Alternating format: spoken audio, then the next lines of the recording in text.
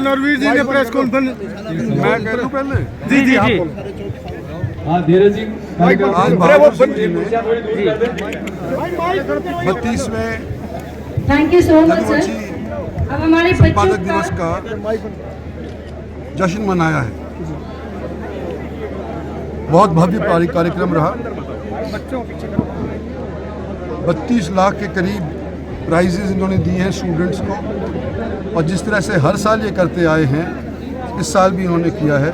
और मैं इनको मुबारकबाद देता हूं कि इनकी संस्था से लोग पढ़ कर के हरियाणा के अंदर नौकरी कर रहे हैं, राजस्थान के अंदर नौकरी कर रहे हैं, अच्छे अच्छे स्थान के ऊपर आज के दिन वो नौकरी कर रहे हैं। इन्होंने बुलाया, मैं आया, और काफ़ी तादाद के अंदर जनता भी यहाँ पर आई। आज के दिन सिर्फ इसी तक सीमित रखते हैं, कोई राजनीतिक बात और आज यहाँ पर नहीं करते। पूरे करने पर श्रीमती लोधी देवी को मैं जन्मदिन की मुबारकबाद देना चाहता हूँ। और इस नव वर्ष के अवसर के ऊपर जितनी उम्र इन्होंने पाई है उतनी उम्र बहादुर सिंह भी पाए, और आप सब साथी जन जो यहाँ पे आए हैं 100 साल आप सब लोग जिए। आपने शोभा इस दिन की, इस जलसे की, इस प्रोग्राम की बना दी। और कुछ मैं आगे कहूँ उससे पहले ये कि जो डिसिप्लिन मैंने देखा, हमारे श्रवण कुमार जी यहाँ बैठे हुए हैं, मुझे नहीं मालूम कि राजस्थान में इतना डिसिप्लिन होता है या नहीं होता है। जब से हम भाषण देने लग रहे हैं, जब से हम फोटो खिंचवाने लग रहे हैं, लोग शांति पूर्वक डिसिप्लिन से यहाँ बैठे हुए हैं। इस चीज की जिम्मेदार आप सबको देता हूं। फौजियों का इलाका था, हमारे अक्सर लोग पेटी की नौकरी करते हैं, डिसिप्लिन उनके खून के अंदर, रगों के अंदर है। आज हमारे इलाके के नेता, और उसके अंदर मैं बहादुर सिंह का भी नाम शामिल करता हूं, हमारे ओम प्रकाश जी 3 बार एमएलए रह चुके, सीताराम जी, कंवर सिंह जी और श्रवण कुमार जी जो आए हैं, इन्होंने और मैंने पहला इलेक्शन तकरीबन एक ही टाइम पे लड़ा था। मैं 77 में लड़ा था पहला इलेक्शन, और आप शायद 80 में लड़े। अरसा हो गया इलेक्शन लड़ते लड़ते, हार जीत देखते देखते, सरकारें बदलती देखते देखते एक अरसा हो गया। और उस अरसे का मैं एक जिक्र करना चाहता हूं, क्योंकि नौजवान पीढ़ी आज के दिन शायद इतिहास से वंचित है, कम से कम इस दक्षिणी हरियाणा के इतिहास से तो वंचित है ही। श्रवण कुमार जी आप कह रहे थे, कंवर सिंह जी ने जवाब भी आपको अच्छा दिया है, कि हमारी जब विशाल हरियाणा पार्टी हुआ करती थी, हमारा मन यह था कि हम पंजाब से अगर अलग होते हैं, विशाल हरियाणा बनाते हैं, तो दिल्ली को अपनी राजधानी बनाएंगे और अलवर जैसे क्षेत्र को विशाल हरियाणा के अंदर शामिल करेंगे। भरतपुर को शामिल करेंगे, मेरठ को शामिल करेंगे, और ये दिल्ली के इर्द गिर्द का एरिया जिसने 1857 के अंदर अंग्रेजों के साथ लोहा लिया था, 36 बिरादरी ने जब अंग्रेजों के साथ लोहा लिया था, वो एरिया संगठित हो, ये मंशा थी। और जो आज नई पार्टियां बनी, हरियाणा के अंदर राज भी किया, उस टाइम के ऊपर उनका इक्का दुक्का एमएलए हुआ करता था। जब 81 की असेंबली के अंदर विशाल हरियाणा पार्टी के 16 मेंबर हुआ करते थे। जो बूढ़े आदमी यहाँ बैठे हुए हैं उनको शायद याद होगा। और आज मैं सुन रहा था, नारे लग रहे थे, जगह जगह पे भी लगते हैं, प्रेस वाले भी कई साथी बैठे गए। राजा राव इंद्रजीत सिंह, हमारा राजघराना तो 1857 के अंदर छिन गया था, जब अंग्रेजों के साथ लड़ाई लड़ी थी। अगर आज कोई हमारे को राजा कहता है, तो लोगों ने मुझे 6 बार जिताया है, 4 बार एमएलए जिताया और 6 बार लोकसभा का जिताया। लोगों के मन के ऊपर अगर मेरी चलती है, इसलिए शायद पत्रकार बंधु मेरे को राजा कह देते हैं। लेकिन इसमें कोई दो राय नहीं कि मेरे को, मेरे पिताजी को और आज के दिन मेरी बेटी को अगर आप लोगों जैसे लोगों का सहयोग नहीं होता तो आज के दिन आप स्टेज के ऊपर खड़े होकर के आपके सामने भाषण देने लायक नहीं होते। और क्योंकि मेरा लंबा अरसा हो गया है, नई पीढ़ी को बताना चाहता हूं कि जब 77 के अंदर पहले मैं इलेक्शन लड़ा, एक कनीना नाम का हल्का हुआ करता था, यहां पे बैठे हुए 2-4 आदमी आए हुए भी थे, हरी सिंह वहां से एमएलए हुआ करते थे। डिलिमिटेशन कमीशन आई, डिलिमिटेशन कमीशन ने हरियाणा की 81 सीट हुआ करती थी जब हरियाणा पंजाब से अलग हुआ। हर एक जिले के अंदर, उस टाइम के जिले के अंदर हर एक जिले से एक एमएलए कॉन्स्टिट्यूएंसी बढ़ाई गई और दुर्भाग्य से एक ही ऐसा हल्का था जहां पर घटाई गई। सब जिलों के अंदर बढ़ाई गई और महेंद्रगढ़ के अंदर कनीना की सीट घटाई गई। इस बात की पीड़ा होती है, मेरे को होती है, मेरे बाप को हुई, मेरे साथियों को हुई, आज की नस्ल को होनी चाहिए कि हमारे साथ ये अगर दुभांत हुआ है तो इसके खिलाफ हम लड़ेंगे। और पिछले दिनों के अंदर एक बार फिर डिलिमिटेशन आई, 2009 के अंदर डिलिमिटेशन आई, तो उसी बात को दोहराया गया। सालावास नाम का हल्का हुआ करता था, हमारे गांव की एक महिला वहां से एमएलए 2 बार रह चुकी थी और इस डिलिमिटेशन के अंदर बाउंड्री इधर से उधर कर दी, चलो संख्या के ऊपर आप कर दो, लेकिन एक सीट अगर कहीं घटाई गई हरियाणा के अंदर तो सिर्फ सालावास के अंदर घटाई। हम जब यूं कहते हैं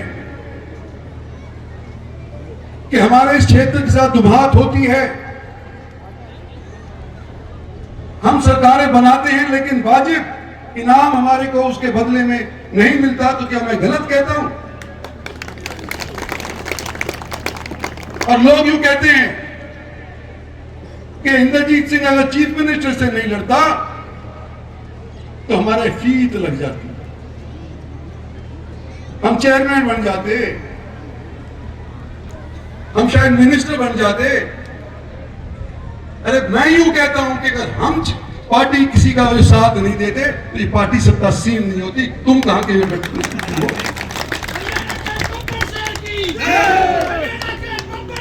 और याद रखो आज अहीरवाल की तरफ से अहीर रेजिमेंट की बात होती है कि मैंने रजांगला लड़ाई लड़ी, जब घुसपैठ के कश्मीर के ऊपर काबिज करने आ रहे थे, गार्ड्स की तरफ से हमारे लोग जाकर के वहां पर शहीद सिंह तान करके खड़े हो गए थे। लेकिन क्योंकि 1857 में हमने और आपके पूर्वजों ने अंग्रेजों के खिलाफ लोहा लिया था, इसलिए अहीर रेजिमेंट नहीं बनाई।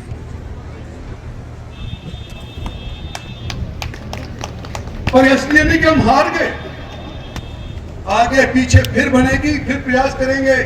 जब तक जिंदा हैं तब तक दम है, तब तक कोशिश करेंगे। कोशिश करना हमारा फर्ज है और फैसला ऊपर वाले के हाथ के अंदर है, हमारी पार्टी वालों के हाथ के। साथियों, मैं पहली बार जब इलेक्शन लड़ा, दोबारा से दोहरा रहा हूं फैज जी, जिस गांव में मैं जाता था हमारा स्कूल बनवा,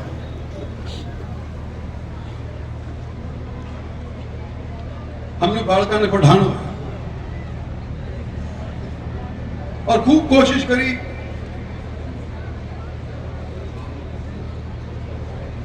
स्कूल कम बने और स्कूल बन भी गए। सरकारी स्कूल बनने के बाद उसके अंदर पढ़ाई की बजाय राजनीति ज्यादा होने लगी। कोई भाई राजनीतिक टीचर हो यहाँ पे मुझे पता नहीं, लेकिन स्कूलों के अंदर आज के दिन यह स्थिति है कि टीचर तो बन जाते हैं, 1-1 लाख रुपया कमा लेते हैं महीने का, लेकिन पढ़ाई के ऊपर ध्यान नहीं देते, बच्चों को पढ़ाई नहीं करते। यही वजह है कि आज के दिन बच्चों की नफरी प्राइवेट स्कूल्स के अंदर ज्यादा है और सरकारी स्कूल के अंदर कम है। क्या मैं गलत बोल रहा हूं? और जिन्होंने ये बेड़ा उठाया बच्चों को पढ़ाने का, उनमें से एक हमारे यहाँ साथी बहादुर सिंह भी हैं, जिनको मैं शाबाशी देना चाहता हूं, धन्यवाद करना चाहता हूं कि आपने ये जो बेड़ा उठाया, आज के दिन सबसे ज्यादा बच्चे हरियाणा के अंदर, हरियाणा पब्लिक सर्विस कमीशन के माध्यम से हो, एसएस बोर्ड के माध्यम से हो, बिना इंटरव्यू के काबिलियत के ऊपर अगर सुनिश्चित किए जाते हैं, सिलेक्ट किए जाते हैं, तो हमारे महेंद्रगढ़ दक्षिण हरियाणा के लोग सिलेक्ट किए जाते हैं, जो एक जमाने के अंदर एक चपरासी बनने के लिए भी हैसियत नहीं रखते थे, क्योंकि सरकार दूसरों। आप मेरे से कह रहे हैं कि बहादुर सिंह को कोई ऐसा आशीर्वाद दूं आगे के लिए काम आए। भाई बहादुर सिंह और मैं तकरीबन एक उम्र के में आशीर्वाद देने लायक नहीं, लेकिन तो साथी बनाने लायक तो हूं। भला आदमी है। और एक सिर्फ इनकी बता देता चाहता था, देखो राजनीति के अंदर अनेक लोग ही कभी इस पार्टी से, कभी उस पार्टी से, कभी पार्टी के अंदर इस पक्ष के उस पक्ष के बन जाती है। और मेरा 47 साल का एक्सपीरियंस है। जहां टिकट की बात आती है तो अपने भाई के खिलाफ ही लड़ने को तैयार हो जाते हैं, अपने मां के खिलाफ लड़ने को तैयार हो जाते हैं, बाप के खिलाफ लड़ने को तैयार हो जाते हैं। ठीक लगनी चाहिए, बाप जाए भाड़ के, भाई जाए भाड़ के, वास्तविकता है। ये एक ऐसा आदमी है जिसको कांग्रेस टिकट दे रही थी इस इलेक्शन के अंदर, ये नाट गया, लेकिन ये मेरा साथी इलेक्शन उसने मिल गई है, मैं नहीं लड़ता। ये इसलिए तब तो भी दे दूं इसको, इस बात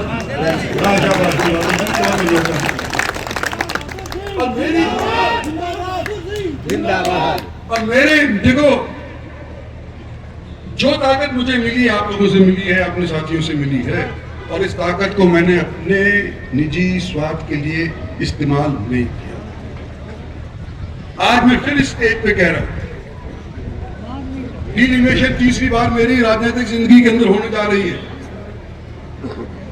हल्के बढ़ेंगे, लोकसभा आज हरियाणा के अंदर 10 है, हो सकता है 13 हो जाए।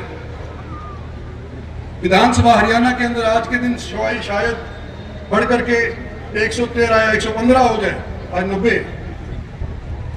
नई पौध हमारे को तैयार करनी पड़ेगी, नौजवानों को तैयार करना पड़ेगा, और उसको तैयार करना पड़ेगा जो पिछलग्गू ना हो।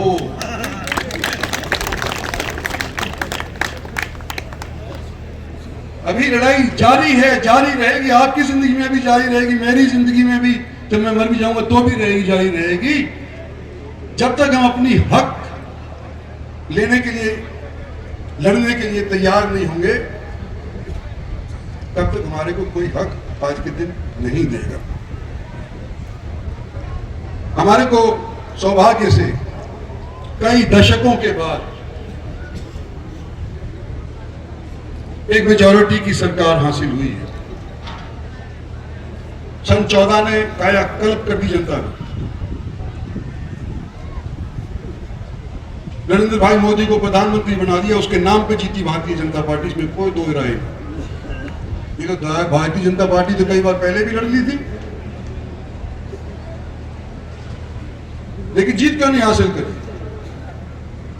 मुझे वो भी दिन याद है जब मैं एमपी हुआ करता था, भारतीय जनता पार्टी के केवल लोकसभा के अंदर 2 एमपी हुआ करते थे।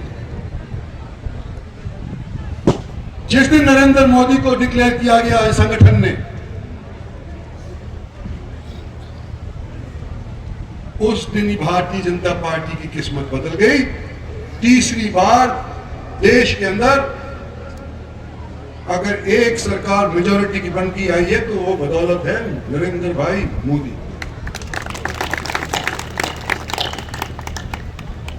मैं इस कार्यक्रम के अंदर अपनी पार्टी का प्रचार नहीं कर रहा, लेकिन वास्तविकता जरूर बता रहा हूं। पार्टी का तो प्रचार जब करूंगा जब इलेक्शन आएगा। लेकिन कई लोग तो यूं कहते हैं तो भाई हमने पार्टी पनपाई। आज सरकारी अफसर भी देख लो, जो लोग हुड्डा साहब के गैल रहा करते, चटोला साहब के गैल रहा करते, भजनलाल के गैल रहा करते, उनकी तारीफ करा करते, आज वो कह कि महारो तो दाद दो आरएसएस को थो, मारो बाप जनसंघी हो और हम बीजेपी का संग। गलत कह रहा हूं? बताओ, आज के दिन अगर भारतीय जनता पार्टी को स्थापित किया है तो आप जैसे लोगों ने स्थापित किया, जनता ने, देश की जनता ने किया, छत्तीस जाति ने किया है। और सेवा हमारे सब राजनीतिक लोगों की यही होनी चाहिए कि जो पब्लिक चाहती है, जनता की आवाज बुलंद हो, आप लोगों के माध्यम से बुलंद हो। आने वाले पीढ़ियों के अंदर जब नए नए एमएलए बनेंगे, नए नए हलके तैयार होंगे, उन लोगों को आने का कोशिश करो तो जनता की आवाज को बुलंद करने का वादा रखते हैं। यही मैं आपसे आज के आने कहना था। बहादुर सिंह जी, देखो भविष्य क्या बताएगा ना आप बता सकते ना मैं बता सकता, लेकिन अभी जो व्यतीत हो गया है, अभी जो पास्ट चला गया है, उसके अंदर जो आपने काम किया है इस इलाके के लिए वो सराहनीय है। आप लोगों को, जिन लोगों ने आपका साथ भी दिया है, उन्होंने भी सराहनीय काम किया है। और आने वाले समय के अंदर जो भी मेरे से काम हो सकता है आपके सहयोग के लिए, उसके लिए मैं तैयार हूं, मेरी पार्टी तैयार है। धन्यवाद और जय हिंद।